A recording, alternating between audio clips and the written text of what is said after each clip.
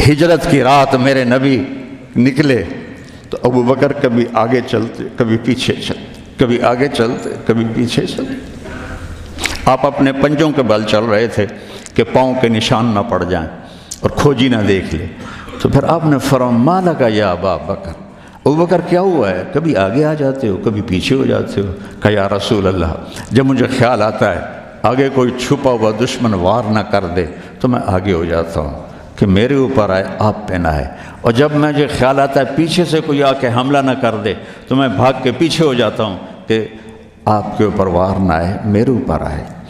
اور پھر جب غار ثور پر پہنچے، جبل ثور، تو آپ چڑھ نہیں سکتے تھے، ساری انگلیوں سے خون نکل رہا تھا، جو کہ آپ ایسے چلے تھے ایسے۔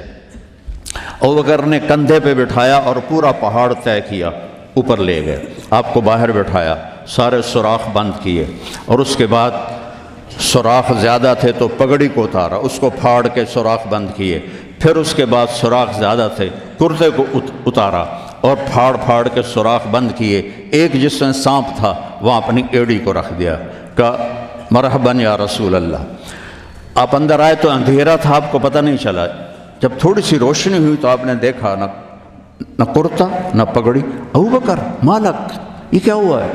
ذرا عمامہ کدھر ہے، ذرا کرتا کدھر ہے؟ تو کہا یا رسول اللہ یہ سوراخ تھے، مجھے ڈر ہوا کہ ان میں کوئی چیز آپ کو تکلیف نہ پہنچائے تو میں نے اپنے کپڑے پھاڑ کے سوراخ بند کیے ہیں۔ تو ایک دم میرے نبی رونے لگے اور ہاتھ اٹھا کر کہا یا اللہ میں ابو بکر سے راضی ہوں، تو بھی اس سے راضی ہو جا اور اسے جنت میں میرا ساتھی بنا دے۔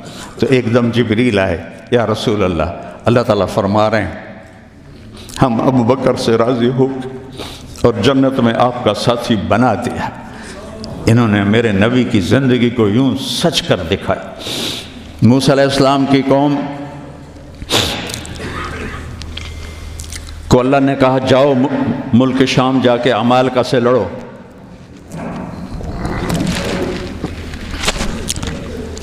ان کا اذهب انت وربک فقاتلا، تو جا تیرا رب جائے، ہم نہیں لڑتے۔ اور بدر کے لیے جب آپ نے پوچھا بولو کیا کرنا ہے، تو مقداد ابن اسود نے کہا اذا لا نقول كما قالت بنو اسرائیل اذهب انت وربك فقاتلا بل نقاتل امامك وخلفك وعن يمينك وعن شمالك۔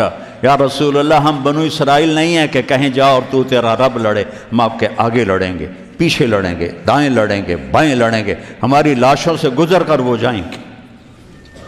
بنو اسرائیل نے سمندر پار کیا، آگے پتھر کے بت کی پوجا ہو رہی ہے، یا موسیٰ اجعل لنا الہا کما لہم آلہہ، یا اللہ موسیٰ ایک خدا ہمیں بھی لے کر دو اس جیسا۔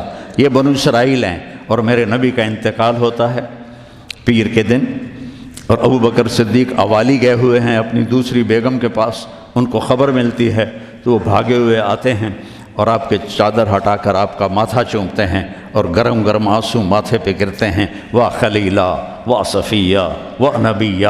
اور اس کے بعد آپ مسجد میں جاتے ہیں تو شور و فغاں ہے، اور عمر تلوار لے کے کھڑے ہیں، جو کہے گا اللہ کا رسول فوت ہو گیا میں اس کو قتل کر دوں گا، وہ اللہ کے پاس گئے ہیں، وہ واپس آئیں گے۔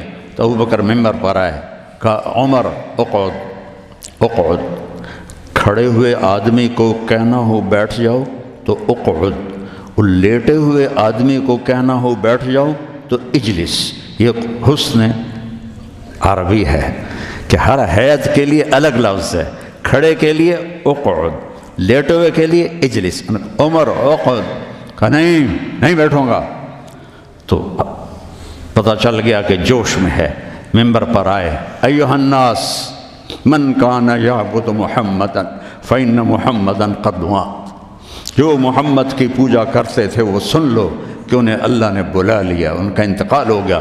ومن کان یعبد اللہ فإن اللہ حی لا یموت، اور جو ایک اللہ کی پوجا کرنے والے ہیں ان کا رب زندہ ہے، موت سے پاک ہے۔ میرے نبی نے ایسے لوگ تیار کیے جنہوں نے میرے نبی کی زندگی کو سچ کر دکھایا اور جانوں کے نذرانے پیش کر کے آپ کی زندگی کو دنیا میں زندہ کیا۔ اس لیے واحد جماعت ہے صحابہ کی جن کی زندگی میں ان کو جنت کے وعدے کر دیے گئے، کلن وعد اللہ الحسنی، اس میں سابقین بھی اور لاحقین بھی سب کے لیے جنت کا اللہ تعالیٰ نے وعدہ فرما دیا ہے۔ ایک امت تیار کی، ایک امت تیار کی۔ سارے قرآن نہیں پڑھے ہوئے تھے، حضرت خالد بن ولید نے فجر کی نماز پڑھائی، تھوڑی سی آیات ایک جگہ سے پڑھی، تھوڑی سی ایک جگہ سے، تھوڑی سی ایک جگہ سے، اس طرح کر کے انہوں نے نماز مکمل کی، اور نماز کے بعد کہنے لگے لقد شغلنی الجہاد عن القرآن، بھائی معاف کرنا، جہاد کی وجہ سے میں تو قرآن بھی نہیں پڑھ سکا۔ لیکن بنے کیا، وہ بنے کیا؟ موتا کی جنگ ہے اور میرے نبی کے سامنے منظر کھل چکا ہے۔ آپ نے فرمایا تھا جب چلے تھے کہ پہلا امیر زید بن حارثہ ہوگا، یہ شہید ہو تو پھر جعفر بن نبی طالب ہوگا، یہ شہید ہوں تو پھر عبداللہ بن رواحہ ہوں گے، یہ شہید ہوں تو پھر جسے مرضی بنا لینا۔ ایک یہودی سن رہا تھا، کہنے لگا اے ترایت گئے، یہ گئے، یہ نہیں زندہ آتے۔ تو اور وہاں 1,00,000 رومی اور 3,000 صحابہ۔ تو حضرت زید بن ثابت شہید ہوئے، اللہ کے نبی نے کہا تقدم زید فقاتل وقتل ودخل الجنہ ثم اخذ الرایۃ جعفر فقاتل وقتل ودخل الجنہ۔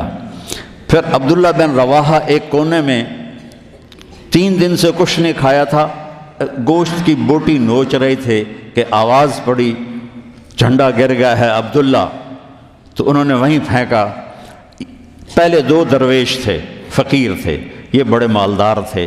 پہلے 2 مہاجر تھے، یہ انصاری تھے۔ 4 بیویاں تھیں، باغات تھے، غلام تھے۔ فتردد بعد التردد، تو تھوڑی دیر کے لیے بیوی بچے غلام باغات کا خیال آیا، تو کہنے لگے عبداللہ بیویوں کا خیال ہے سب کو 3 طلاق، باغات کا خیال ہے سارے صدقہ، غلاموں کا خیال ہے سارے آزاد۔ اقسمت یا نفس لتنزلن کارہۃ او لتطاوعن ان اجلب الناس وشد الرن ما لی اراک تکرہین الجنہ قد طالما قد کنت مطمئنہ هل انت الا نطفۃ فی شنہ۔ اے عبداللہ کافی زمانہ گزر گیا ہے زندگی گزارتے ہوئے، چل اپنے ساتھیوں کے ساتھ مل تو بھی، اور جھنڈا اٹھایا اور آگے بڑھے۔ اور آپ نے فرمایا اب عبداللہ نے جھنڈا اٹھایا اور آگے بڑھے اور قتل ہوئے، اور پھر آپ خاموش ہو گئے تھوڑی دیر کے لیے۔ انصار کہنے لگے کہ ہمارے اوپر قیامت ٹوٹ پڑی کہ کیوں رک گئے۔ دونوں کی دفعہ تو فوراً فرمایا، اب کیوں رک گئے؟ پھر آپ نے کہا وَدَخَلَ الْجَنَّةَ۔ تو انصار نے عرض کی یا رسول اللہ آپ رک کیوں گئے تھے؟ کہا وہ تھوڑا سا اس کے دل میں کھٹک آئی تھی، اس لیے جنت میں جانے میں تھوڑی دیر ہو گئی۔ اب جھنڈا گر گیا، ثابت ابن اکرم نے جھنڈا اٹھایا، کون لے گا یہ جھنڈا؟ انہوں نے کہا تو لے، تو بدری صحابی ہے۔ تو لے کہا نہیں میرے بس کا نہیں ہے۔ کسی نے آواز دی خالد کو دو۔ خالد کی پہلی جنگ تھی، صلح حدیبیہ کے بعد ایمان لائے، اور ان کی پہلی جنگ تھی۔ وہ فرمانے لگے بھائی میں تو ابھی مسلمان ہوا ہوں، کسی اور کو جھنڈا دو۔ کہا نہیں، سب نے کہا بس خالد۔